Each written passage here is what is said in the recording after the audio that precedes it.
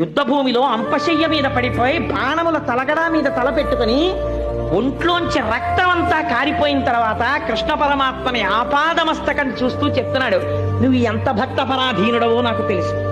యుద్ధ భూమిలోకి నువ్వు అర్జునుడికి సారథ్యం చేయడానికి వచ్చే ముందు ప్రతిజ్ఞ చేశావు, అస్త్రము పట్టను అన్నావు.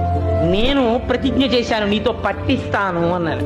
నువ్వెలా పడతావో నాకు తెలుసు. నేనేం చేశానో తెలుసా? 10వ రోజు యుద్ధంలో అర్జునుడి మీద బాణ పరంపర కురిపించి కొట్టేశాను. అర్జునుడు కొట్టేస్తే నువ్వు తప్పించగలిగినంతసేపు తప్పించి వెనక్కి తిరిగి చూసావు. అసలు అర్జునుడు ఏమైనా యుద్ధం చేస్తున్నాడా అని అనుమానం వచ్చింది. వెనక్కి తిరిగి చూస్తే పూచిన మోదుగు చెట్టులా రక్తం కారిపోతోంది బాణాలతోటి. అంతే. ఎందుకు వచ్చింది నీకు కోపం? నిన్ను నమ్ముకున్న వాణ్ణి నేను కొట్టానని కోపం వచ్చేసింది.